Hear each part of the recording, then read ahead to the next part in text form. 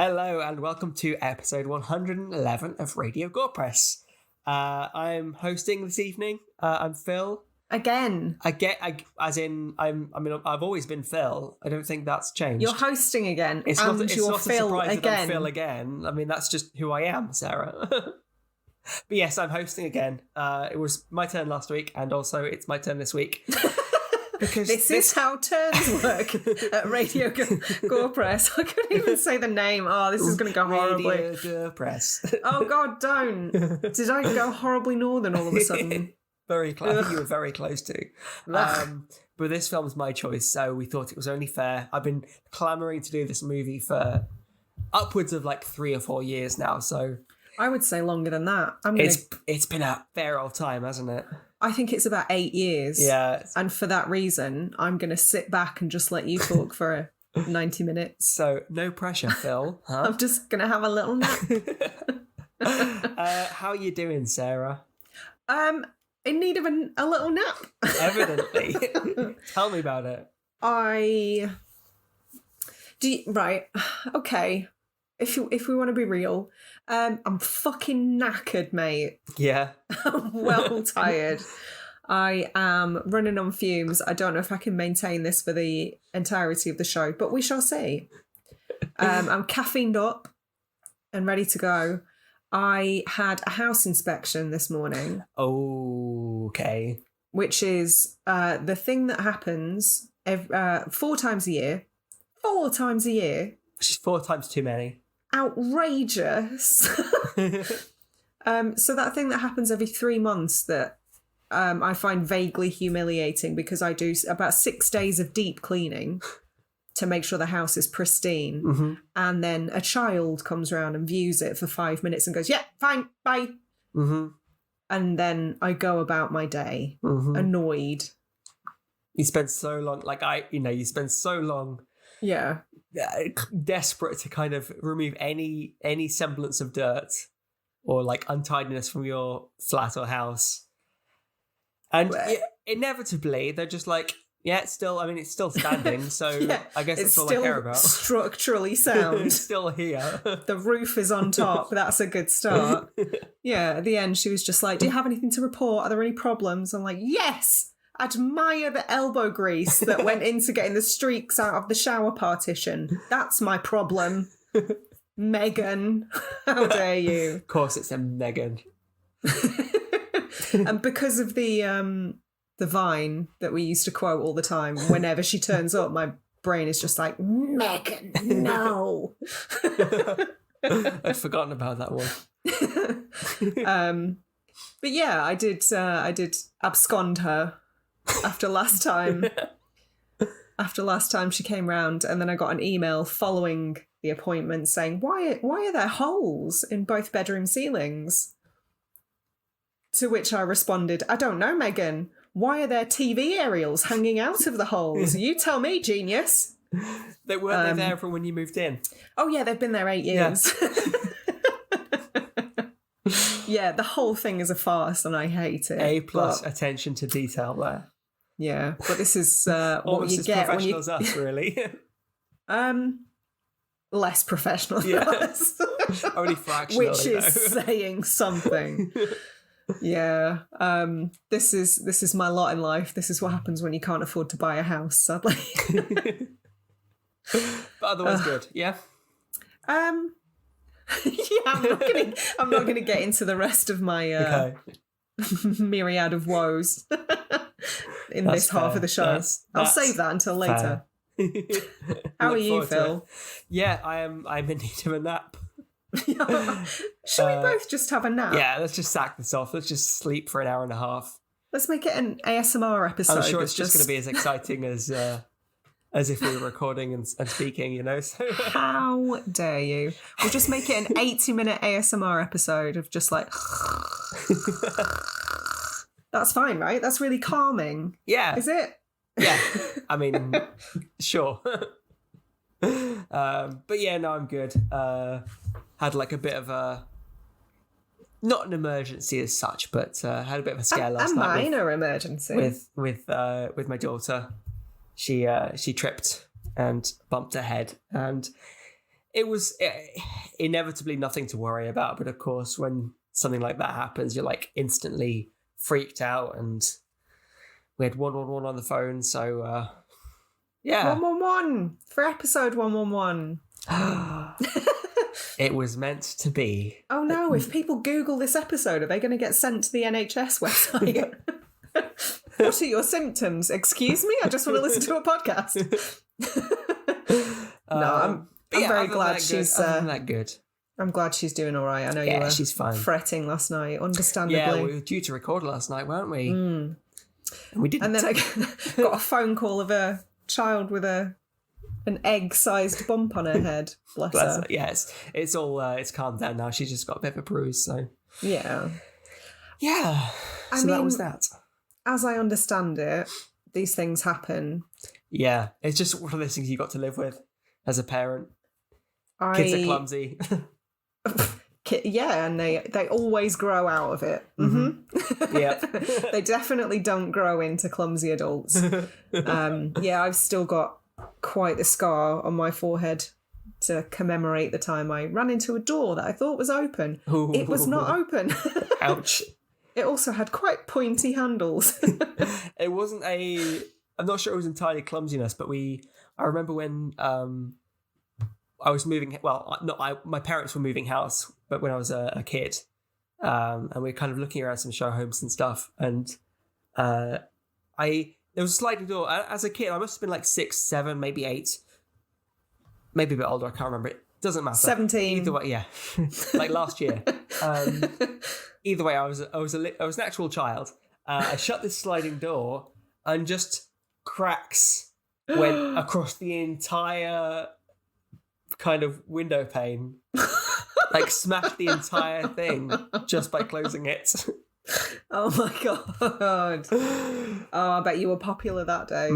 I mean, in fairness, if an actual child was able to smash a glass door by using it for its intended purpose, then I don't think much can be said about the quality of construction. You know. So you didn't move into that house then?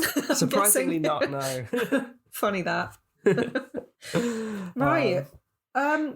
What film are we covering? Well, Philip? Yeah, this, as I've kind of said, this is one I've been wanting to do for the longest time, and I'm really excited about this one because it's one that's close to my heart.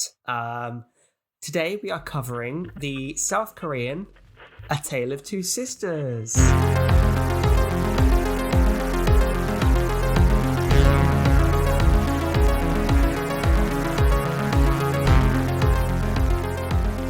I think I need to say first off, of course, we're going to get into very, very big spoiler territory. And this is a movie you want to watch in kind of properly, you know, without having it spoiled beforehand. So if you haven't watched it yet, thoroughly recommend you guys go away, find it, watch it, come back. It's not a spoiler to say that we both think this film is fantastic and it should be viewed as intended. So, as Phil said, please go away, watch the film, then come back and listen to the show. Yeah. Because we don't want to be responsible for ruining this awesome film. Mm-hmm. It's a tough one. Like, you know those films where, like, you want to go in as blind as possible so you can just enjoy it for what it is rather than, you know, having it spoiled in any way. So I have a quick synopsis ready to go, which I'll quickly run through now. Following the death of their mother, sisters Soo-mi and Soo-yeon are sent to convalesce in a mental hospital. When they are released, they are greeted by their father and taken home. Once there, it becomes obvious that this isn't the wholesome family unit that the girl's new stepmother wishes it was.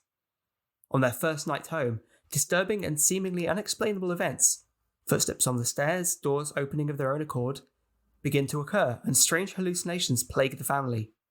It soon becomes impossible to tell whether it's the sisters' unstable mental health, the cruel mind games played by the stepmother, or the dark presence of a supernatural force which is at work within the house.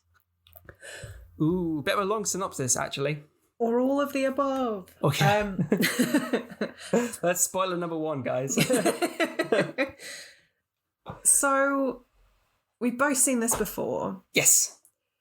I think I first watched this maybe 10 years ago. Okay. And I imagine it was probably on your recommendation. It wouldn't surprise me. This film I watched when I was very much in my like Tartan Asia extreme Asian horror days. It was almost kind of directly off the back of watching The Ring, I think. Oh, really? Yeah, Okay. like I'd watched The Ring, and that was kind of one of my kind of gateway horror films. And so then I was like, okay, yep, give me it. And so I looked into like the Japanese Ring and then onto the Grudge, and just branched out from there. And I think from there, kind of, I found A Tale of Two Sisters. So yeah, it's 2003. I think the American Ring was 2009. No, it's 2001. Way before. Why do I think 2009? It's like 2001, I think. It was definitely earlier than 2009. So yeah, I'm saying like maybe 10, 15 years ago, I watched this movie for the first time, I think. I was surprised that it wasn't older. Is that a weird thing to say? Like, I remember seeing it. Yeah.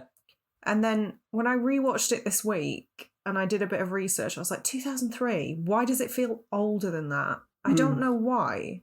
And that's not to disparage the film in any way. No, of course not. But yeah, I thought it was much older than it was. It was very strange. I guess the film itself is quite ambiguous as to when it's set, because once the sisters go back to their family house, it isn't particularly obvious what time period it's set in. There's no like obvious kind of, I don't think there's no computers. Technology. I'm not sure there's any mobile phones. Like, no, it's very ambiguous when it's set, and other than the kind of the technology you see in the kind of hospital they're in, you know, and the kind of cleanliness and the kind of like state that's kept in. Yeah, that's perhaps why, and maybe on top of that, in a more kind of higher level, I suppose, it's become such a seminal film in the Asian horror kind of subgenre that it probably feels like it kind of transcends time a little, because it's just part of that. It's become almost synonymous with kind of like certainly Korean horror and Asian horror sort of generally, you know? I think before we delve too deep into the film, I think, as you say, it is kind of seminal to that subgenre and to horror in general. And actually, while I'm on the subject, I guess it sort of transcends genre. Yeah, okay, yeah. It's very easy to go, oh, this is a horror film. There's ghosts and spooky things. And actually, like, this is sort of Ari Aster before Ari Aster. Like, it wasn't until I rewatched this that I was just like, fuck me, this is so Hereditary. Well, this is the thing. Like, this film, this is part of the reason why I love it so much, because it's very scary. It's got some really good moments, but it's also really heartwarming, and there's some some of it is, yeah, I'd say so. Like, there's quite a sweetness to it, at least. Maybe heartbreaking. Maybe not heartwarming, but like there's a sweetness to it. It's dramatic, it's tragic, it ticks so many different boxes, and I would say that this film is probably kind of up there along the same sort of lines as anything by Del Toro. Kind of that. Yeah, it does have a fairy tale quality about it. But not just that, the way he kind of interweaves actual like proper drama into the films. Yeah, and like grief and trauma. Yeah, it's not just like a horror movie and that's it. It's a horror movie and also like an exploration of the human condition. And, you know, there's all sorts of like different threads going on, and I don't think many directors can juggle that many different kind of genres. Not well. Yeah, no. I think, without putting too fine a point on it, I kind of like films that sort of use literal hauntings as kind of a metaphor for real life things that people are haunted by in a lot of cases. And I thought that was dealt with really delicately here. Obviously, we'll touch on that more towards the end. Yeah, I mean, I know I perhaps always mention it, but I actually was kind of doing some reading into it, and someone highlighted it as a bit of a gothic horror. And oh, absolutely. Kind of superficially, no, but in terms of like you say, a ghost manifesting as trauma or like from trauma, that is total like basic gothic horror, right? It's the kind of past coming back to haunt the present, you know, and that's And actually there were moments in this where the more sort of overt supernatural elements to the film, I could see a lot of influence from authors like Shirley Jackson. Yeah, there were sure. so many moments that could have been ripped straight from like Haunting of Hill House. And I imagine this was probably a huge influence on the more recent Mike Flanagan's version of that as well. Yeah. It's kind of got that. I quite enjoy it because I think it was something we were watching recently. Maybe it was the second Haunting of Hill House, but obviously in films such as this, there's kind of two ways in which you frequently find the film portraying it. One of which is the house as a character of its own, and the other as the house is this like inscrutable location where you're totally disoriented at any moment where the characters actually are within the house. Yeah. And I think it was for me at least, I felt it was the latter. Like you got a vague sense of where the rooms were in relation to each other, but at any moment, characters kind of felt lost in it, you know, because as an audience member, you have no idea where they kind of are, you know, because you don't get that establishing sense of where the layout of the house, you know. I think it's really interesting as well that obviously this is spoilers for the second half of the film, but there's a piece of furniture that's quite integral to the plot, and it's not until the end of the film, or well, that I specifically twigged anyway, that I realised this piece of furniture had been moved downstairs. Yeah. So I didn't catch that on the first viewing, and it only occurred to me sort of towards the end of the film the second time around. And so that again kind of throws you off. It's disorienting. Yeah, there's sorry. Well, just like if you expect, because like you say, we don't really know where the rooms are in relation to each other. The whole film is basically taking place in this one house, which is a fantastic house, by the way. Can we talk about the set? So beautiful. I think the house itself is probably what lends it the most weight in terms of calling it gothic horror. Yeah, like the kind of like choice to film it in kind of quite a chiaroscuro, you know, lots of light, lots of shadows, high contrast environments. I don't think I'd realised quite how beautifully it was shot until this viewing, to be honest. Yeah. I think the first time I saw it, I was expecting just like a really good Asian horror, and that's what I got. And I feel like I understood the bulk of it, and that was enough for me. But obviously, I don't know about you, but when I know we're going to podcast about something, I obviously pay more attention. I appraise it in a different way. And it really highlighted how much I'd missed the first time around, I think. Yeah, for sure. Like, you definitely... This is a movie, certainly with me at least. I watched it for the first time and loved it, and then kind of showed it to various people or recommended it to various people, but never, like you say, never sat down and actually analysed what it was that I particularly liked until fairly recently, you know, or until I've rewatched it this week. You know, and it is interesting to kind of give it that level of scrutiny. Yeah. I think it's definitely a film that deserves that. I mean, maybe scrutiny is the wrong word, but it definitely deserves that level of attention. Yeah, for sure. Both in terms of the actual construction, but also the synopsis, the actual plot itself, because... Oh, God, yeah, there was definitely... like I say, I feel like I had a fair grasp of it the first time around, but there was stuff... I think there was an article that we both found, and it was kind of an archived IMDb thread. Obviously, the forums on IMDb don't exist anymore, which is very sad. But thankfully, somebody had archived this entire thread, and some genius had basically like had an explanation for everything and just the sheer attention to detail that it took to compile that. But it was so eye-opening. There was stuff I hadn't even thought about. Yeah. I thought that was fascinating. Yeah. And if I remember, I will link that in the show notes, actually. I think a lot of it is difficult as well. Not difficult per se, but I think it's there are certain conventions in kind of other cultures that it's perhaps very easy to gloss over because it might just be a different way of filming, for example. Like, for example, I know it doesn't have any, I don't think it has any literal significance to the film itself, but there's a shot kind of midway through towards the end of the film where it's from the point of view of a car driving down the road in the dark. All you see is the road kind of illuminated by the headlights. And there's a tarpaulin that just comes by. Yeah. And that is quite a commonplace thing in South Korea. In Korea, yeah.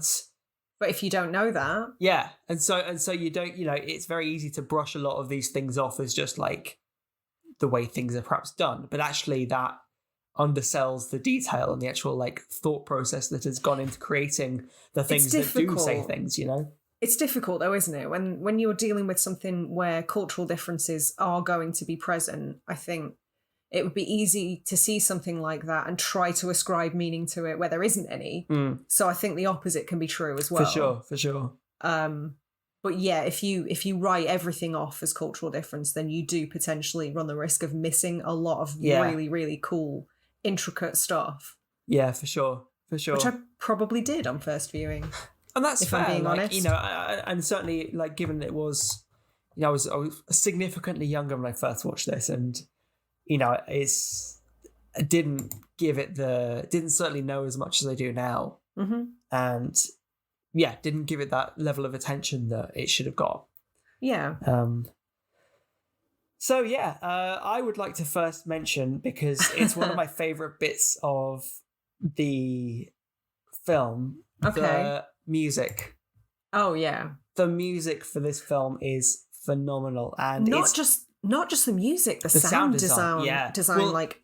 But this is it's all tied together because there's only really kind of one, maybe two, three to push different kind of musical themes, musical like motifs that play throughout, and because of that, they used very sparingly.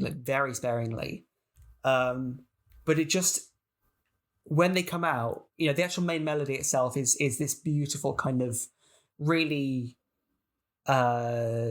soft waltz, very kind of musical, very pretty. It's just a beautiful bit of music. Yeah.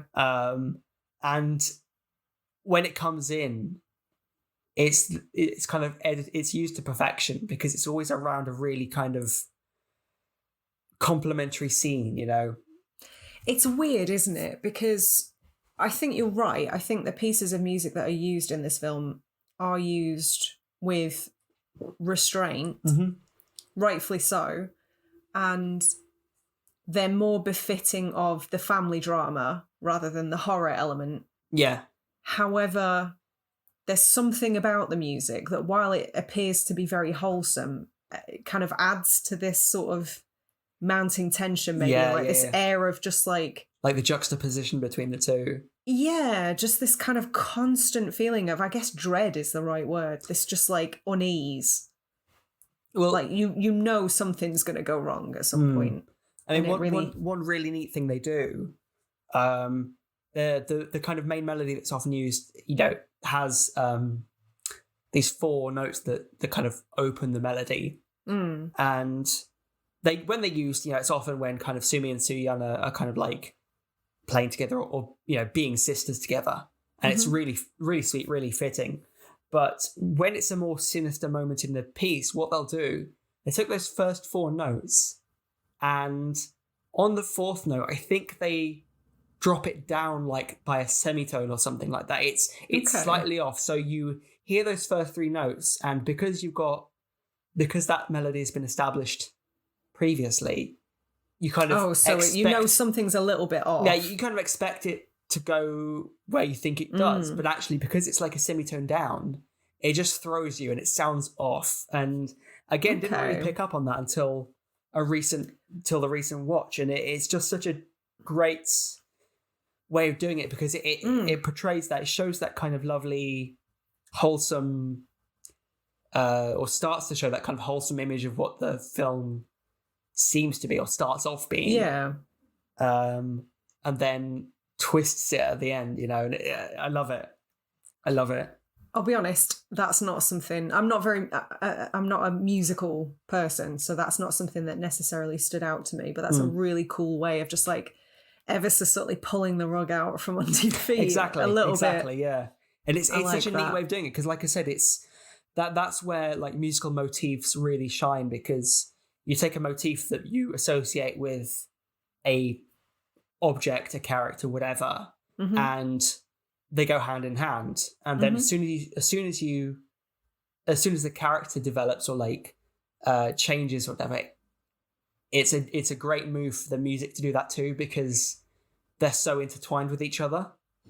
That's really clever. Like subverting it is the natural thing to do if the character is changing or the atmosphere is changing. Interesting. Yeah, like it was. I've always like I said, I've always loved the music. It's just so kind of beautiful, so gorgeous, and I think it's the way it's used is amazing. And then when the actual scary moments do happen, they're punctuated more by a lot of dissonant kind of like sound effects almost. Yeah, Like, really like discordant noises. like single kind of screeches on a violin, or more kind of percussive sounds. Which I think, to be honest, is something that we see used a lot, and in the hands of a lesser director could have felt really cheap. Yeah. But they were used really, again, sparingly. Yeah. Well, I think one of the great things about this movie is that the music and the sound don't really give much away. Like, I know I'm just kind of going against what I just said previously, but for example, there's a scene where Yeonju, who's the stepmom, is reaching towards the hairpin on the ground. Oh, yeah. And I think there's kind of like maybe a low rumble there, but the point is there's no building tension in the audio.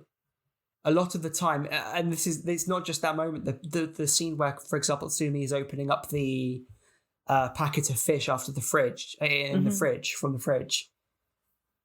You get this kind of sudden punctuation this musical punctuation as she notices what's in this brown paper, and then is startled by it. But there's no kind of building dread audibly. There's nothing telling you how you should feel, but it's purely down to like the direction, the actual like cinematography and the acting that builds that tension. And I think when these jarring kind of sounds just kind of punctuate these moments, they become all the more surprising because there isn't that lead in. I like that theory. I agree. That's not necessarily something that stood out to me as I was watching, but I completely agree with that assessment. And yeah.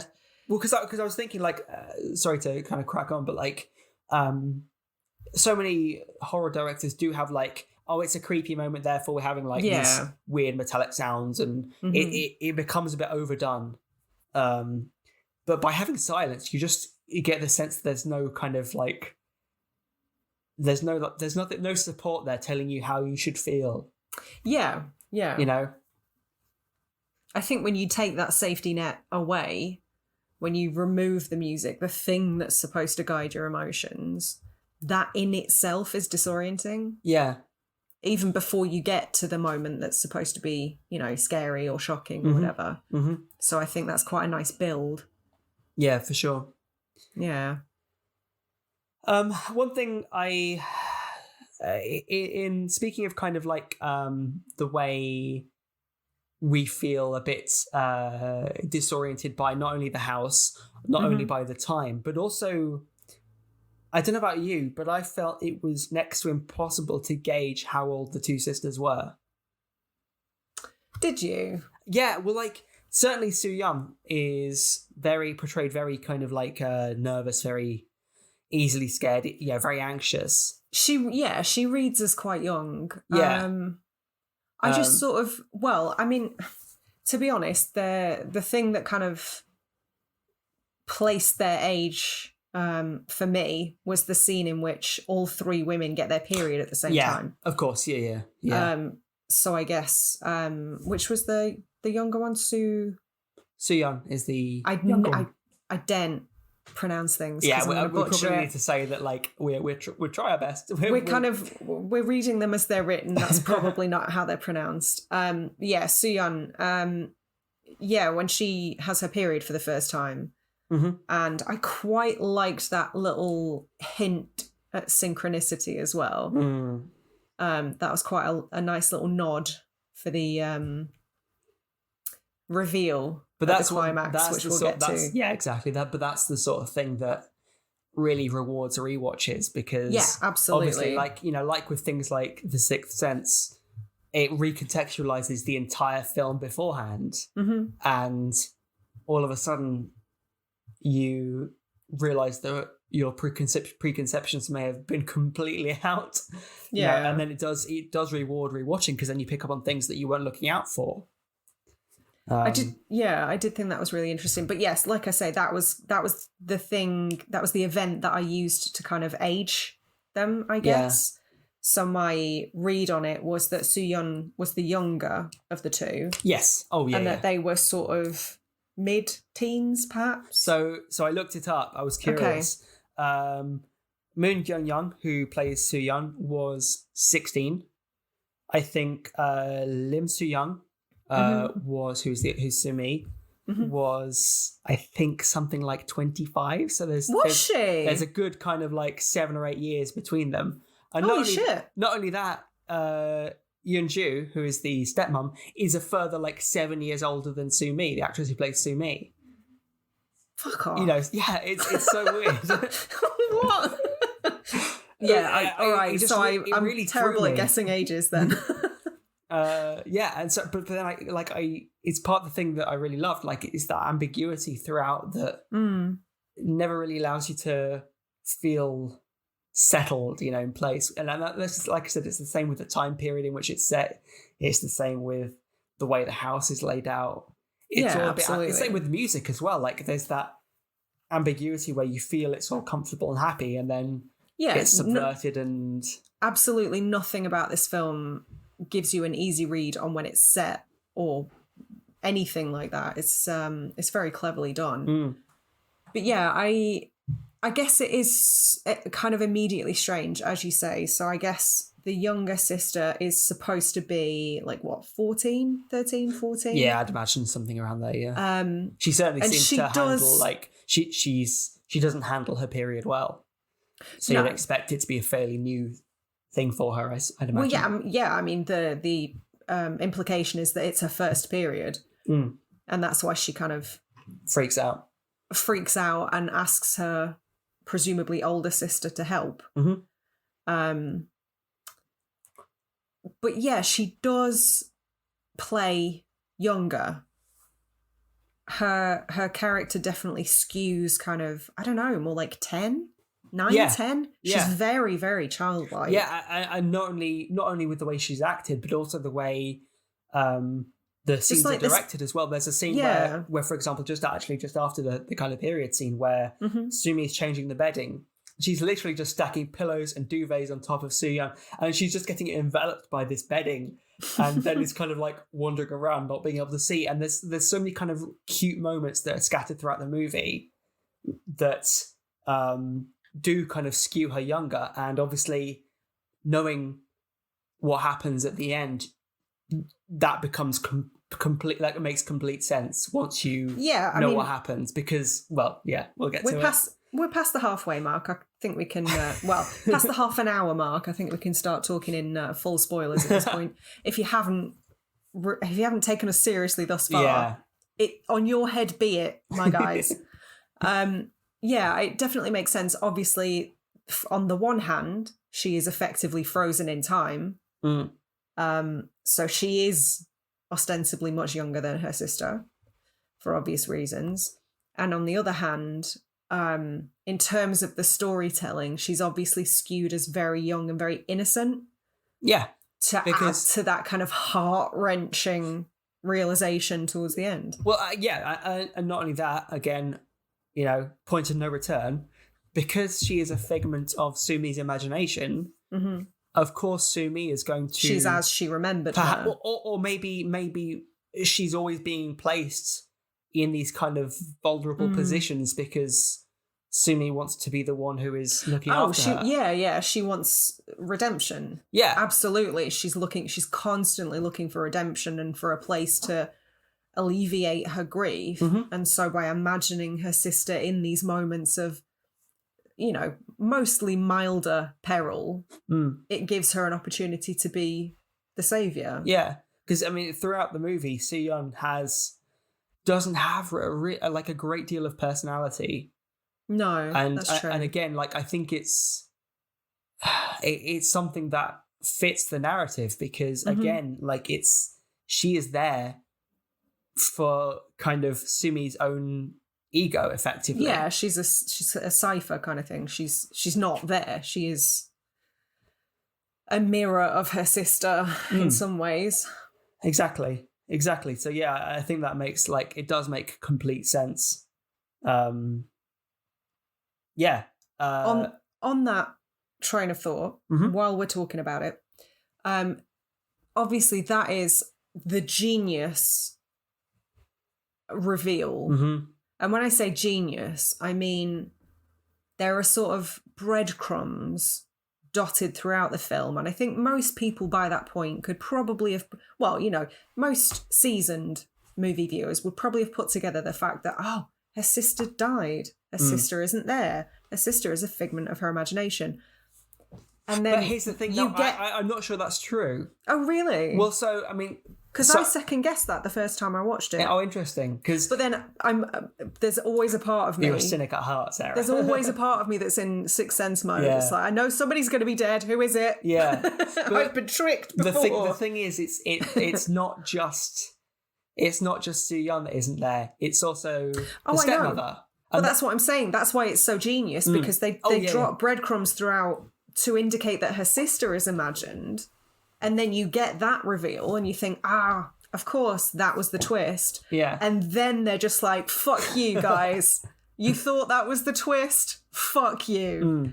And then they're just like, nope, 1-2 punch. Yeah. Here you go. Because with The Sixth Sense, there's always, it's filmed in such a way that makes you think that perhaps Bruce Willis is being spoken to by other characters. I can't remember his name offhand, but it's always just assumptions. There's never those direct kind of interactions you see. Whereas in this one, there's a third person. You could have got into this. They could have filmed it in such a way that made that a savvy viewer would have perhaps noticed that Sumi was the only one talking to Soo-yeon, but because the stepmother is also talking to her as well. It's like, well, she can't be dead because there's two characters talking to her. Yeah, there's a third party that's acknowledging the both of them. Yeah. So it casts doubt on the whole thing, yeah. And the father being presented in the way that he is, it's completely understandable that, he's not really interacting with anyone most of the time, but he's, been through a tragedy. His wife's died. He's very distant. At least one of his daughters has been institutionalized. At least once that we know of. So he's sort of like a shell of a man at that point. He's kind of broken. To my mind, that doesn't play into it, because I think most people would be like, well, why is he not interacting with all three of them more? But he's just off doing his own thing because he's broken. Yeah. And even there are scenes where, there's a scene where he's lying with Yoon-ju in bed and then gets up and sleeps on the sofa. And again, you're like, okay, well, he's going through trauma, he's going through grief. He's a tortured man. Of course that kind of makes sense. He'd want that comfort, but then he wants his own time. And again, that only really makes sense properly once you know that actually he's been effectively in bed with his daughter. Yeah, he didn't feel comfortable. He was kind of entertaining her delusions, but only for he can only do that for so long, right? Yeah. So kind of with that in mind, obviously we we'll talk about the ending and the full kind of flashback reveal a little bit later on. Prior to that, when Sumi is finding the photographs and obviously putting 2 and 2 together in her head, obviously this is something she already knows, but because her mind is effectively quite fractured at this point, she's revisiting these things and having realizations again. And she sees these series of photos, and we see them as a family unit, and their mum looking quite sick.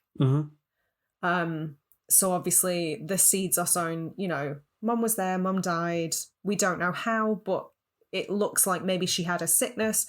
And there's the stepmom in the background of the photos. And then she kind of puts 2 and 2 together. She looks more at different photos, realizes that actually the stepmom was a former colleague of their father's. And, you know, my question is, there's heavy hints at the fact, obviously. Well, not even just hints. I mean, from Sumi's point of view, the father and the stepmother, prior to her being stepmom, were having an affair. Do you think that was imagined on the part of Sumi, or do you think there was an actual affair? I think that happened, because I always read it that their real mum was partly due to the illness and partly due to the understanding and the realization that her husband is being unfaithful to her. Right. That's what caused her to commit suicide.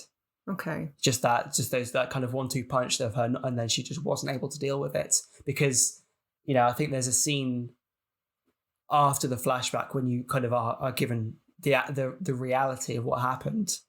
There's a scene where Soo-yeon and her actual mum are kind of consoling each other.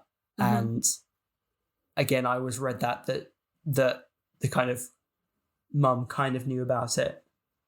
Okay. Because I wasn't, I'll be honest, that's one of the few things that I wasn't completely concrete on, because I think that is, somewhat ambiguous, but I couldn't work out if there was a definite affair or if there was just, obviously the stepmom wanted there to have been an affair, but I wasn't sure if it was just that she was pushing for it or that it actually did happen. Yeah. But yeah, that makes sense. I think narratively it makes sense as well, because obviously, you know, it's heartbreaking, but with the mum being ill, she's obviously a shell of the woman that their dad kind of fell in love with, and you know, it would make sense that he would be unfaithful. Oh God, it's making me sad all over again. Oh, for What's sure. going This on? is a tragic film. This is such a tragic film. I cried. Yeah. I think this is a first for Radio Gorepress. I cry at a lot of movies. I think this might be the first time I cried at a movie we've actually covered on the podcast. Genuinely. Okay. Even at the end of Midsummer, I'm just like, yeah, fucking you go, girl. At the end of this, I was just like, oh my God, I need to go and hug everybody that I love. Yeah, it just kind of stole a little bit of my spirit. Yeah, but it's so weird, because I find other films more devastating than this one. Do you? Yeah. Oh, this is so sad. And I don't know if it's because I've had I watched it fresh recently, then I probably would have been more emotionally invested. Not to say I wasn't emotionally invested beforehand, but I would have been more affected by the narrative, because I've grown up since I first watched it. But what are you saying? I'm saying nothing. You calling me immature? But because I watched it like when I was a lot younger, yeah, I think I just didn't. I wasn't kind of like emotionally mature enough to. Yeah, I was about to say, like, you do need some emotional maturity to be wounded by it, I guess. Like, otherwise it's just like, yeah, it's sad. Yeah. Sad film. On to the next thing. Yeah, so there's one scene that I want to talk about. Okay. That happens at about the midway point, I believe. Mm-hmm. And it's Is a it the scene dinner that scene? it is the dinner scene. Mm-hmm. It's a scene that I didn't fully understand until the second watch, Mm-hmm. and doing a bit of reading after the fact. If I'm being perfectly honest, I didn't necessarily piece it together on my own. I think the first time I watched it, it was just like a creepy thing, and like, obviously I don't think I even knew who the man and the woman at the dinner table were. So obviously we've got the dad, a mystery couple that we don't necessarily know who they are at that point, and both of the daughters. I'm using inverted, both of the daughters, inverted quotes. And stepmom as well. And she wasn't there, was she? Yeah. Was she? Yeah, because she's talking about, she's saying, "Oh, do you remember this thing happening, that thing happening?" And the but she couple are wasn't like, really there. Oh, yeah, sorry, yeah. This is Inverted right. So commas. this is a confusing thing, because this, right. Let me hammer this out right now. Fuck me, this film's confusing. Right. So the younger sister, dead. Yep. But imagined. Yep. In the film. Yep. Stepmom, not dead, alive and well. But the version of her that we see for the bulk of the film, imagined. Yep. In Sumi's head. Mm-hmm. So yeah, the Sumi version of her stepmom, the wicked stepmother trope, is present at the dinner table, but she's not really there. Yeah. We don't actually meet real stepmother until the end of the film, who is actually a much more kind of staid woman, and not quite the evil stepmother type that Sumi kind of cartoonishly imagines her to be, I guess. Yeah. But yeah, it wasn't until I did a bit of reading after the fact that I realised that the couple who are at the dinner are the stepmother's brother and his partner, and the phone call that preceded it, where the dad was kind of encouraging them to come around and explaining why it's not weird, my daughter needs to be socialised, is the only reason they agreed to it. Because obviously once you piece everything together, it's like, well, why the fuck were they there if his sister wasn't even there? This is weird. Yeah. So yeah, that took me a hot second. Yeah. To put all that together. But again, like I said, it's so, because so much of the movie is recontextualized, it's very easy to just like get to the end and then go, I'm just going to assume it makes sense and then just move on. I'm just going to piece this, just jam the jigsaw bits together. Yeah. Oh, that doesn't fit. No, fuck you. You're getting in there.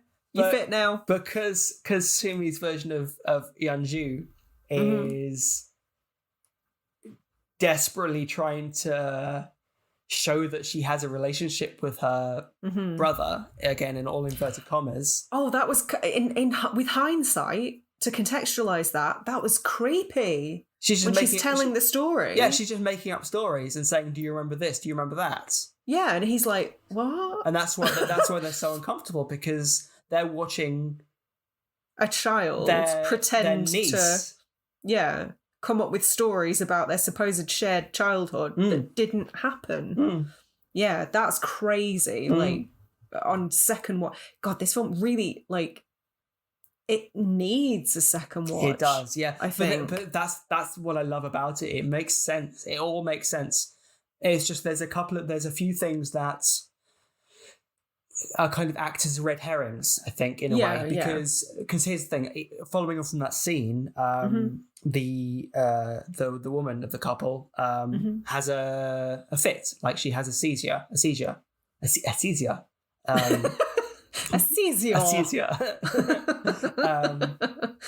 And you kind of on first watch, you perhaps think, oh, maybe she's poorly, something's going on, but again, like you pick up on other watches, like her husband doesn't know what to do. He's not. This isn't a situation this isn't familiar with. A regular occurrence. Exactly, like everyone's just panicking. It wasn't until I did a bit of research after the fact as well that I realised that's not how people having seizures have seizures. That's not a thing. The way that she's kind of like, I don't think she wouldn't have been put on her back. They wouldn't have allowed that. They go to get a pill at one point from her purse, they would, like, if she was having an actual seizure, that's choke. the last thing you do, is put something in the person's mouth. Yeah. But these are all things that I didn't know. Like, yeah, for sure. Very, very, very lucky to never have encountered anybody having a seizure. I think that's the same for them. It's not something they've encountered before. It's not something they know. Maybe they just have like a calming medication of some kind, happen to have it in the bag, that they give it a try. Mm-hmm. But the point is, they don't know what they're doing because this is an entirely new behavior. And it's only because we find out that not only is there the story of the mental health issues going on, Sumi's mental health issues, there's a ghost. There's ghosts an that inhabit the actual house. Haunting happening. Yeah. And it's the ghost of, it's the ghost of actual Soo-yeon, we find out was killed by suffocation, trapped under the closet as it fell on her. You can see. This is so complicated. I watched this 2 days ago and I'm still just like, oh, this is making my brain hurt. But the telltale sign is the way it's shot, because there's one specific shot at the end when you have the flashback of what actually happened, where you see Soo-yeon's hand scrabbling around on the floor, desperately trying to find purchase, something to help kind of pull her out.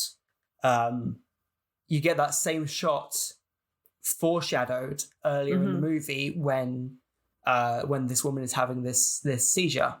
That same framing, that same movement is happening, and that's because the ghost of Soo-yeon is temporarily possessing her.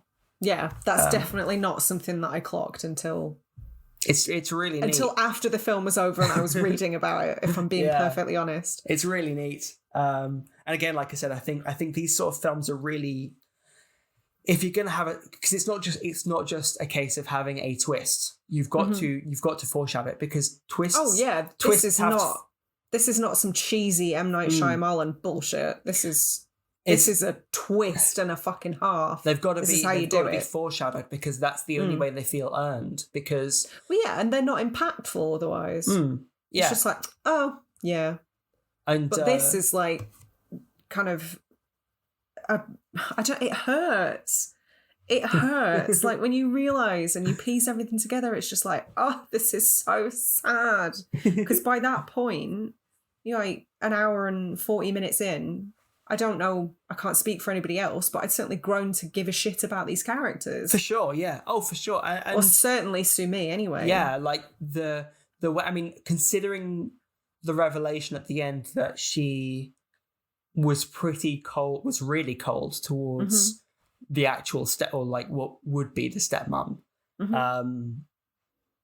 It goes to show that actually it's all her fault, really. It goes to show. Yeah, ghosts to show. So just to recap the actual story, what happens? Less of that. Just to recap briefly. The caffeine's wearing off. I told you it couldn't last. Quickly, go get another coffee. I'll do a recap of the story. Go on. So, in reality, what happens is the sister's mum commits suicide by hanging herself in the closet. Logistics of that, please. I'm happy suspending disbelief. All right, that makes one of us. Continue. It's a fairy story, right? It's based on a folktale. That's the only thing I've got an issue with in this whole film. Is just like, I don't think that would be possible. Probably not, but anyway. So she kills herself in this closet. In Soo-yeon's desperation to try and save her, she pulls at the body, causes the closet to collapse on her, traps herself, gets smothered. In another room, I think. But so at this point in time, Yeonju and the dad are outside, and Sumi, I think, is in her own bedroom. Hears something in her bedroom. She walks out just as Yeonju comes inside and goes to investigate. But there's a bit of conflict between the two where scratch that. I'm pretty sure Yeonju sees what's happening. She knows, aware of what's happening. And she's freaked out. She knows, like, time is of the essence. Yeah, she's freaked out. She runs off, but then goes to turn back to try and help things out. And at that point in time, Sumi comes out, is cold and arrogant towards... He's a bitchy teenager. Yeah, towards Yeah. Yeonju, and actually... Oh, that line. Can we talk about that line? Yeah. When basically Sumi's just kind of saying... She's just been a snarky adolescent. Yeah. She's being awful. But I mean, it sounds like there was probably reason for that. Mm-hmm. Well, yeah, like that, and that's the thing. I think that's why I'm of the opinion that there wasn't an affair going on, because of how much disdain Sumi has for Yeonju. Yeah, I agree. I just wasn't sure if it was just that Yeonju wanted there to be, like, she was clearly pursuing their dad, but I wasn't sure if that was what they picked up on rather than an actual affair. To me, it felt throughout like an unspoken knowledge that everyone had.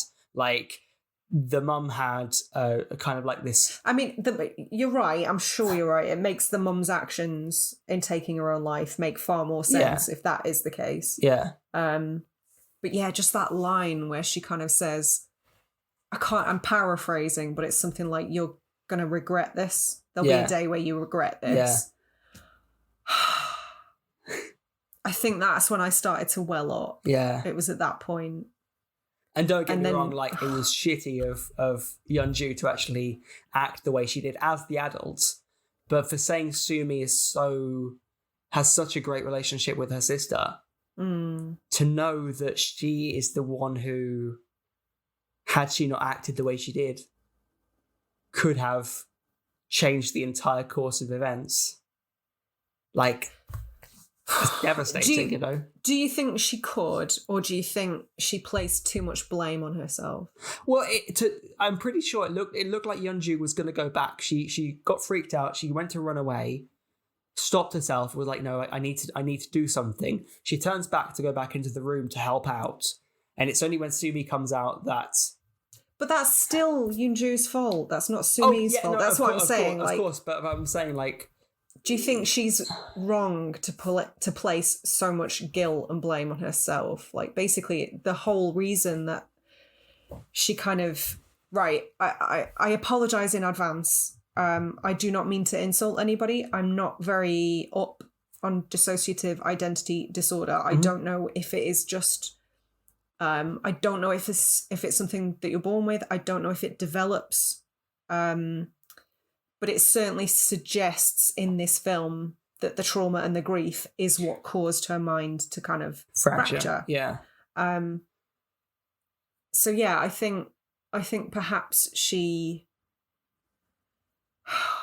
was just weighed down with guilt, and I don't think it was right. Yeah, no, I think you are right. Like, I guess what I'm getting at is it's Sumi is under the impression that had she acted in a different way, things would have changed, and it's her. She takes it upon herself to take that blame and the guilt upon herself. Yeah, and that's what causes. Absolutely, that's the driving force for the whole film. Exactly. But I think she's been too hard on herself. Yeah, no, you are right. You are right. But I'm just, I guess that's what I'm saying. But that's what makes it all the more tragic, isn't it? Well, for sure, yeah. And then for saying, Yeonju walks away hands clean, you know. Man, what a bitch. And then she shows up at the end and she's just like this buttoned up, awful. I don't know which one was worse. I think I preferred like the caricature that Sumi created. I think I preferred that version. Overt cruelty is better than like insidious cruelty. Yeah, for sure. Be honest about it, at least. It's more what we've come to expect from these sorts of kind of, again, the word gothic, but these kind of haunted house ghost stories, which is what we're under the impression the film is in the first half. And it arguably is. There is a haunting, sure, yeah. And I think two of the ghosts in the film are real. Yeah, and that's part of the reason why it is so misleading throughout. And again, it kind of addresses this whole ambiguity that goes on, because again, like, it's not just mental health issues like a mental illness versus, or could it be ghosts? It's both, you know. Yeah. It's only really at the end. Oh, you wanted one or the other? Nah. Yeah, everything. Also ghosts. I I do kind of love the archetype of like the evil stepmother. Like it is so That is very fairy tale. It is such a fairy tale thing, right? Like so have you actually read up on the original story? I'll be honest, until I was doing my research yesterday, I had no idea it was even based on a folktale. Okay. So I don't know how much of it is true to the film. Yeah, so it's I think it's Joseon era story, which was a period of kind of time in Korea's history, which was somewhere between the 1300s and the 1800s. So it's about 500-year span. Okay. Roughly speaking, if memory serves, it tells the story of two sisters, who, of course, you would hope so, of course, whose mum dies, and the dad takes another wife who is abusive, belittles the girls a lot, like abuses them, and all sorts of nasty stuff. What a cow! Right, exactly. But again, like evil stepmother, right? It's you know, it's so kind of familiar, such a familiar trope. They have the mum and dad have kids of their own, sons of their own. Okay. And I think what happens is a couple of years down the line, one of the sisters gets engaged, and when that happens, I think what happens is something like the stepmom convinces one of their sons to put like a dead animal in the sister's bed at night. Ooh. And why? Well, so what happens the next morning, the stepmom convinces the town effectively that what happened is the daughter, the sister has had a child out of wedlock and then there's miscarried. What a psycho! And so I think what happens is the sisters run off to a like a nearby lake or something and get pushed in, I think, by the sons. So they drown. I'm glad they changed this. Yeah.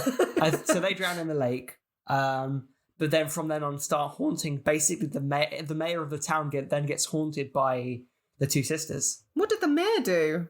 I just try to. I can't. I'm not entirely sure. This is from memory. I might have got the details wrong. Okay. But random. But so mayor after mayor kind of cycles through. They all just resign because they get haunted, and it's only this one mayor who eventually just asks the daughters what's up and like what they can do. What doing? Yeah, maybe not in those terms, but he asks if she can help them, and it's then he gets prompted to investigate what they thought was a miscarriage, and it's then they find out that it was a dead animal, and the kind of daughters were unfairly victimized. I think it's something along those lines. I can't say I'm remembering it exactly right. I'm glad they made the changes that they did. Yes, yeah, for sure. You know, it's because it has been kind of adapted a couple of times before this one, but certainly this is the most in Korea. Yeah, presumably, yeah. Yeah. But this is obviously the most popular retelling, and I think Did you know? On that note, this was the first Korean film to screen in American cinemas. Really? Ever, apparently. Wow. I'm pretty sure it's the highest grossing Korean horror. Ever. It certainly was for a long time. Well, yeah, it certainly was. I don't know, would something like Train to Busan have overtaken that by now, maybe? It wouldn't surprise me given how popular that's been. Because that was pretty widely seen, wasn't it? Who knows? Yeah, for sure. Korea's banging them out though. Yeah, they know their horror. Love it, so good. But yeah, I think they really do a good job of kind of getting the broad strokes of that story and retelling it in whilst kind of retaining the essence of the folk story. You know, this might seem like a weird phrase to apply to it, given how there are some fantastical elements to the film, but I think they did a really good job of grounding it, if that makes sense. Just with the very real sort of human family drama and that sort of stuff, it feels more... While the film has fairy tale elements, it is not a fairy tale film, I think is what I'm trying to say. Yeah, and I think it's only really kind of Sumi's fantasy, effectively, that has this fairy tale element to it, because that's the element in which her sister is this, kind of damsel in distress figure, and the stepmom is this evil, abusive archetype, and neither is actually entirely true in reality. No, they're reality, not super accurate. They're certainly, you certainly get the sense they've been exaggerated into these figures, That kind of makes more sense as well. If she's supposed to be like reasonably young, I would put Sumi at like what, 16 max? Yeah, probably.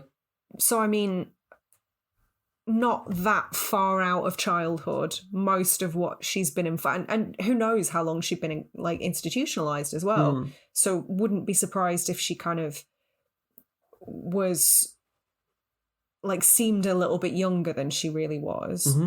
But yeah, so most of what she knows would have been influenced by childish things. So it stands to reason that in her imagined versions of her sister and her stepmother, they would be a bit more in keeping with the stories that she perhaps heard as a child. Yeah, for sure. Oh, it's so clever, Phil. I know. I love it. This is why I've been so desperate to do it for the longest time. Can we talk about that shot? I don't know. Okay. There's me thinking you just know. Wait, do you mean like right near the end? The reveal. The big reveal. Yeah.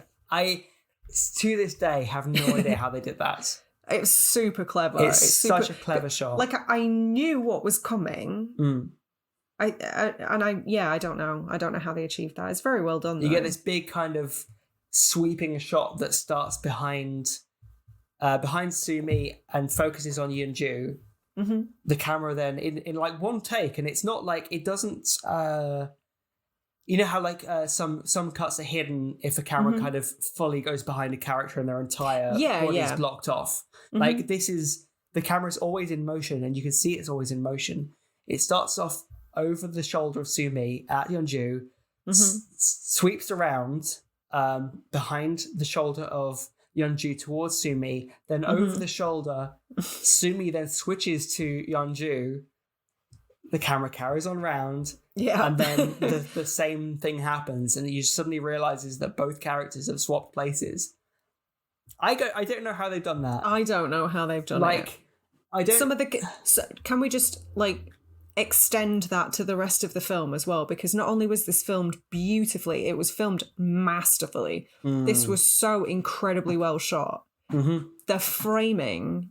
I'm sorry, my cat's being a cat, making noises. Hey, stop that! Stop doing cat things while I'm talking to my friends. It's definitely not something that had really struck me on first watch, but it is filmed so cleverly. The framing, the way the camera moves, it definitely struck me at the scene that we talked about, the dinner table, with the shot above and then beside, and then at the different angles that we utilised while the woman was kind of having the seizure on the floor is incredible. It was so well done. But to answer your question, I haven't got I don't know. I know because I mean 2003 seems to me to be a little early for kind of digital trickery, and I wouldn't say necessarily had the budget to do something like that. Well, put it this way, I watched Captain America last night, which is 10 years old, and some of that CGI. Some of that CGI, I thought it was older, to be honest. Yeah.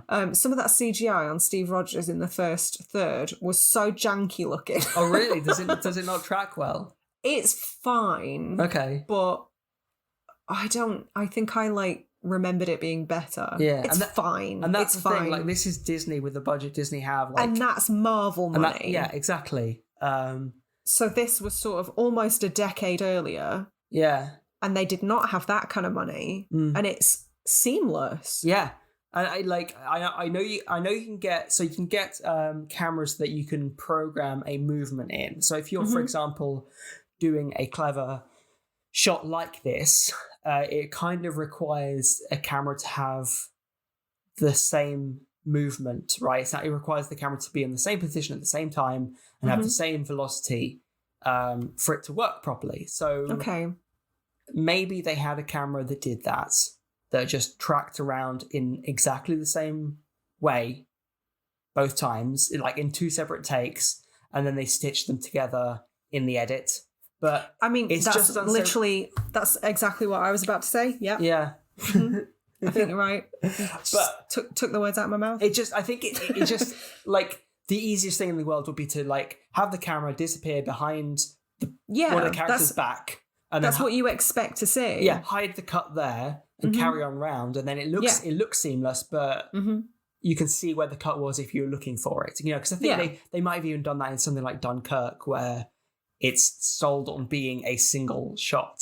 You know, you have these shots hidden in kind of blackouts, or like when something crosses the frame, or when like I said the camera is obscured completely, or the actual screen is obscured completely by an object. Just do it for real, cowards. Yeah, just do a whole single take. What's wrong with you? Never worked in theatre? God. I love that, like that, and it's such a clever way of having the reveal. Having that single shot where there's no hiding, there's no kind of like, they didn't like do it in cuts, they didn't do it in it's just clever camera work. It's not just clever camera work, it's not just that it's a technical achievement. I think it adds so much to the impact of that scene as well, because like you say, we've come to expect these things where you kind of, something obscures the frame and then you hide the cut there.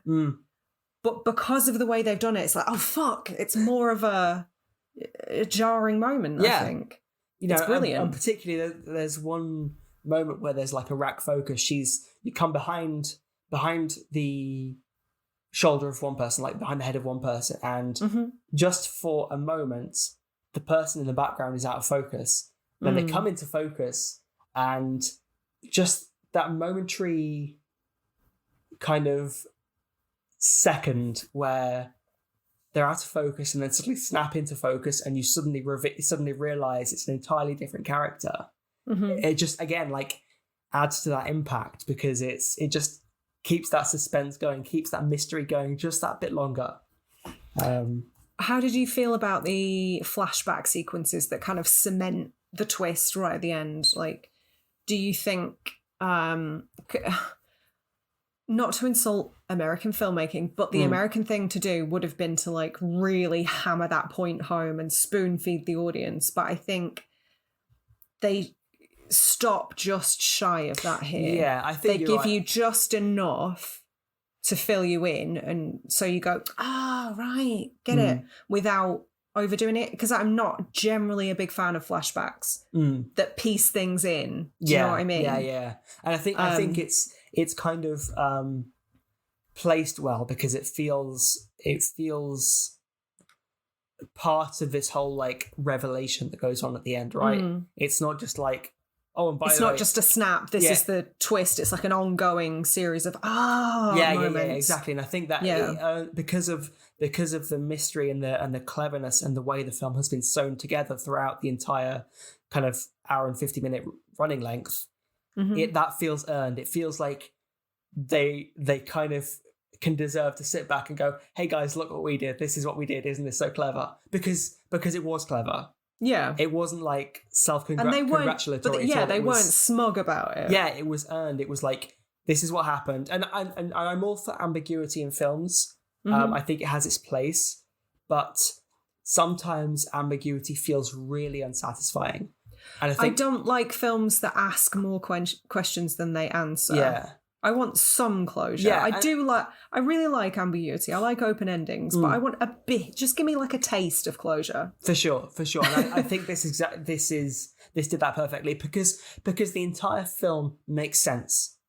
Like, you can go back within the context of the revelation, watch it all, and it all makes sense. Yeah, without needing to do any further research. Yeah. Although, should you want to? Yeah, of course. I'm glad that happened, because I think, like I said, if they'd have undertold that, then it wouldn't have been as satisfying. Because like I said, it would have been potentially confusing. You don't want to be left confused. Yeah, exactly. And part of the fun of having twists is the satisfaction of seeing the clues that have been laid down come together. Yeah. And the only way of doing that is by having this big, if you, it's like a puzzle piece, right? If you've got puzzle pieces being dropped in, it's but then you're not, you don't get to see the jigsaw at the end of it. It's the big you feel a bit robbed. Yeah, exactly. you need to see the kind of the whole thing at the end in order to appreciate each moment, Yeah. So I think it's perfectly done. I think it, like I said, it's not. It's still just as tonally perfect as the entire film. It's still as tragic and heart-wrenching, than it should be. So I might have to talk about this in therapy. It ruined me, and I'd seen it before. Yeah. I have another quick question. Okay. Have you seen the American remake? Yes. Oh, me too. I have. Isn't it terrible? Emily Browning, I think, was in it. Yeah. I've forgotten it. Completely forgotten everything about it. Well, it was like this, but shit. Oh, yeah. Well, of course. To be expected, really. Yeah. Imagine this, but not good. Yeah. Basically. Elizabeth Banks was the stepmom. Yeah.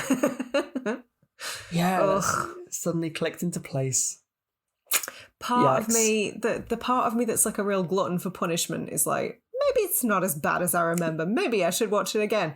And then the sensible part of me is like, no, you haven't misremembered it. You haven't. Don't do that. Yeah. You've suffered enough. I think there were a handful of J-horror, like Asian horror remakes that did justice to the original film. A handful, but... What are the handful then in your opinion? The Ring, obviously and The The Grudge, Ring. I'd say. I think The Grudge. I didn't even solid. like The Grudge. No. I can't remember much about Dark Water. I think that was remade. Dark Water was okay. I remember that, like, Jennifer Connelly was in it. That's the only thing I really remember. The Eye was pony with Jessica Alba, isn't it? I think the original. The Eye is so spooky. Yeah, I love that film. Yeah, they ruined it. Mm-hmm. Was One Missed Call originally Japanese horror? I think so. Pulse? I think that was another one. Which one was Cairo? Is that? I'm just naming ones that I know I've seen that I think were based on Asian horror. Yeah, Cairo's Pulse. So that, Pulse was... Oh, right. Pulse was terrible. Was Japanese. Was that Kristen Bell? I'll take your word for it. I can't remember. The main character? It was not good. One Missed Call was terrible. I'm trying to think what else there is. There's probably way more. Oh, for They've sure. probably remade ones we've never heard of. There's a whole, glut of them, wasn't there? Because they realised how successful financially The Ring was, and everyone wanted some of that action. Lightning can't always strike twice. And I think with a film as seminal, as we've said, as A Tale of Two Sisters, you would be hard pushed to find a director that could do this film. Like I said, the one that jumps to mind is Del Toro. I think Del Toro could make a good job of a remake of this, because he can handle that horror and the tragedy and the drama, without kind of spoiling any of it. Like, it's this sort of thing has the same sort of vibe as something like Do you know what I would like to see? What? I would like to see an Ari Aster remake of A Tale of Two Sisters. Yeah, I think Del Toro was my go-to just because he has that whole dark fantasy vibe down. Whereas Ari Aster has done... He's more kind so good at exploring grief. Yeah. I think that was right in his wheelhouse, and visually it could be amazing. Not that I'm saying there should be another remake. No. Oh, no. By any stretch. Although, funnily enough, to tie us quickly back into the mini-sode from last week, the director of A Tale of Two Sisters, it seems like a very strange chap, because he's never really done the same genre twice.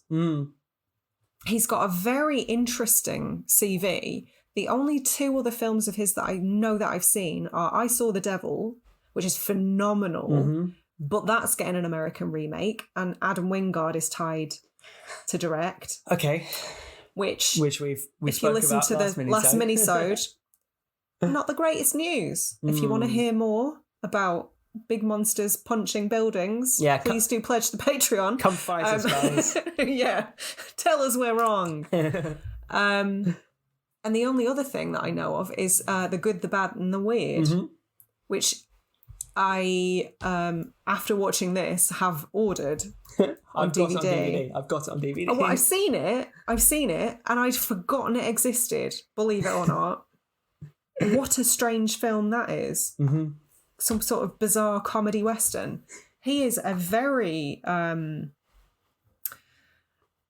of not really jack of all trades. He's kind of a master of all trades somehow. And I don't know how he's done it. So weird. What an interesting fella. Through his filmography at the moment. Have you seen I Saw the Devil? Yes, I think so. I loved that. I think that's going to be due a rewatch soon. Yeah. Do you have anything else to talk about A Tale of Two Sisters before we start wrapping up? I feel like the answer's going to be yes. I need to quickly skim my notes. I think I've actually got it done pretty well, actually. I think we were pretty thorough with our wrap-up. I'm surprised. I thought we were going to be here for hours, if I'm honest. I mean, it's certainly not a short episode at the moment. No, I think the only thing that I really want to say, and it's only because I've been actively looking out for it this time around that I can say that I'm wrong.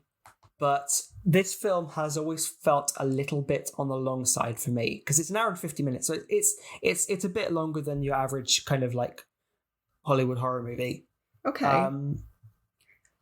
However, looking through it and watching it, I don't know what I would trim. What could you lose? And that's the thing. There's nothing. I didn't think anything didn't develop something like the plot or characters in. There was no scene that didn't develop something in some way. Yeah.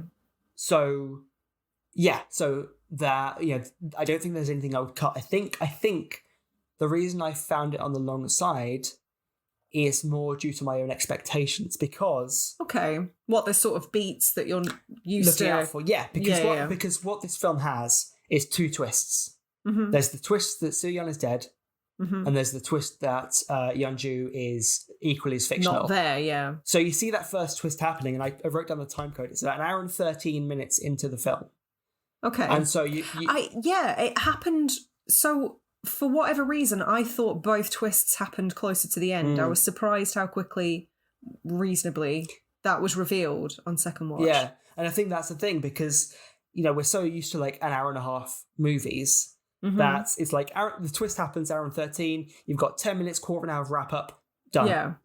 Whereas this film has that twist, carries on a bit longer, then has another twist, then has another like 10 minutes, quarter of an hour of wrapping up. Yeah. And it's all earned. Yeah, and it's all that, don't get me wrong, I wouldn't change a thing, but I think that's why I have always felt it to be a little bit on the long side. And don't get me wrong, I don't now. It's only because I've analysed it that I can realise that I'm wrong. And it's just because it's my own expectations of when I think the film is going to be ending compared to when it actually ends, So can I be honest about something? I, conversely, did not feel like it was too long. Okay. But for whatever reason, the first time I watched this, I did feel like it was a little bit slow. Okay. I didn't find that this time around. Like bad slow or just deliberate or... I mean, it is a very deliberate film. Of course, yeah. But I think... I don't know, man. Maybe the first time I watched it was... Because it is quite a slow burn piece. Oh, for sure, yeah. And realistically, the kind of jump scares are few and far between, and they're quite small scale in comparison to perhaps what we're used to. It's all very... Although... Can we just say some of the imagery? The first moment where Sumi sees what we then find out is the ghost of her mother. Oh, on the bed. Terrifies me. Yep. Even now, I live alone and I sat and watched that by myself in a very well lit living room, and it shut me up. I remember a couple of scenes where I just felt really uncomfortable watching. There was that, and there was the jump scare when Yeonju is reaching towards that hairpin. Yeah. with the kind of underside of the sink so visibly in shot. And You know it's coming. You know it's happening. That's the thing. Yeah. That's the thing. You know it's happening, and it's done so slowly that it's not a matter of if it's happening; it's a matter of when. Yeah. You know, and you just ugh. And it's not in that kind of cheap way of like, oh, somebody's opened a bathroom mirror cabinet. When they shut it, somebody's going to be behind them. It's not that. It didn't feel cheap. Which, by the way, they did have a shot of that. They didn't do anything with it, but they had Sumi, I think, looking into a bathroom mirror, opening it, closing it, and fuck, that's so overdone. They could have done, but they didn't. It's so overdone. Smart move. If one thing in horror movies could die, can it be that? Please. So do you want to sum us up? Well, I think this film, actually, I'm surprised how not poorly rated it is, because it isn't poorly rated. However, I'm surprised it's not as highly rated as... Is it not? I think, like, Wikipedia says it's like, this film was received positively. It wasn't like critically acclaimed or very positively. Award-winning. It was fairly understated with its kind of people on Letterboxd love it. Oh, for sure, yeah. And you know, and I don't know why. Maybe it's kind of not appreciated in its time as much. Maybe what? But do you know what? I don't know how wide of a release it got. And obviously the thing that I read said it was potentially the first Korean horror movie to play in American theaters.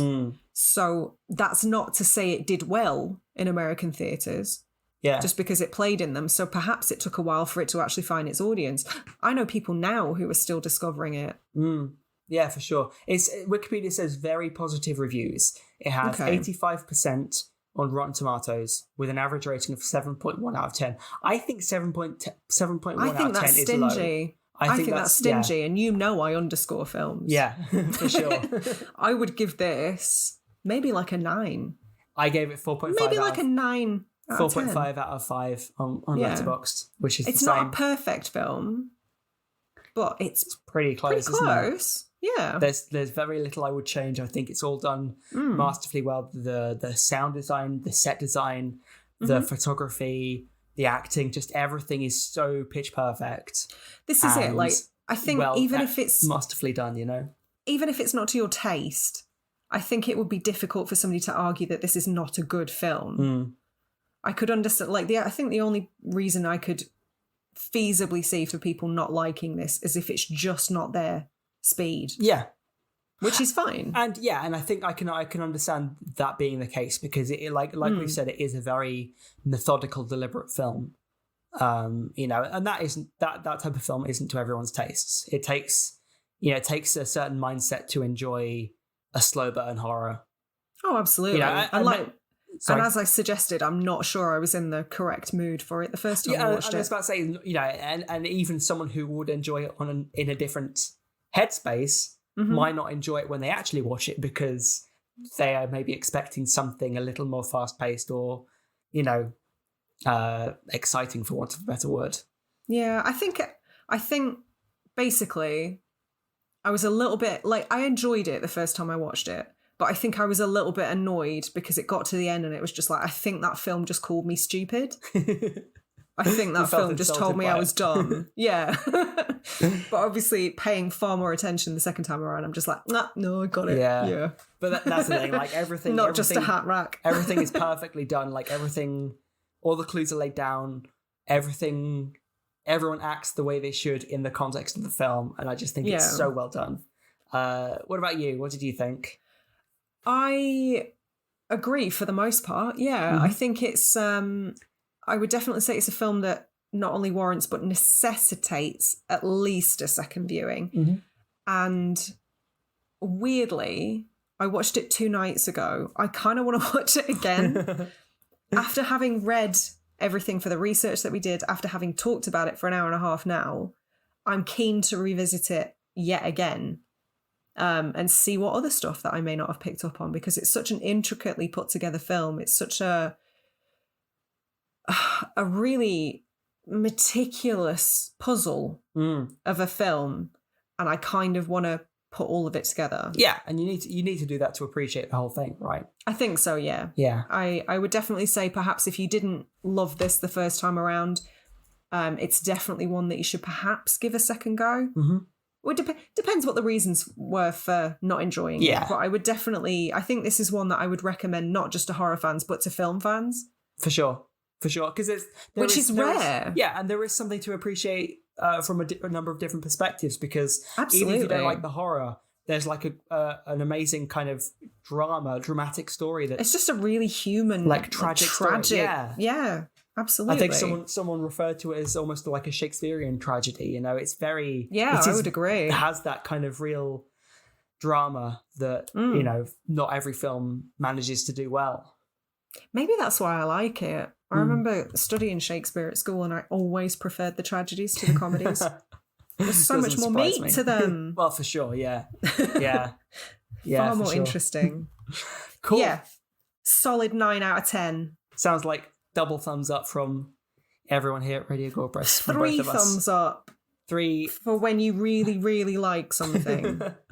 I'm going to say Rosie's not here, but speaking very confidently, unapologetically on Rosie's behalf, I'm going to say 6 thumbs up here at Radio Gorepress. Yep, I would agree with that. Okay. Well, thank you, Sarah, for talking with me about this. I've been dying to do this one for a long time. I know you have. Hopefully we've done it justice, because I've had a blast talking about it. Good, me too. Yeah, and guys, obviously we're on social media, all the popular ones, so give us a shout. We're not on TikTok. Apart from TikTok. We're not on all of the popular ones. We're not that cool. We've also got a Patreon, so if you fancy supporting us, come find us on there. It's only $2 a month, or £2 depending on where you are, and you get basically twice as much content, which is great. So yeah, 4 shows a month. I know, it's a wonder we're still alive. I know. That was a very parental. I know. Like, I know what double 2 is, Sarah. God. So yeah, sit tight, wait and see what we're doing in a fortnight's time. I can't remember, so that'll be a nice surprise when I check our list of films we've got planned. But not long until spooky season. I know, I'm so excited for it. So until next time, stay spooky.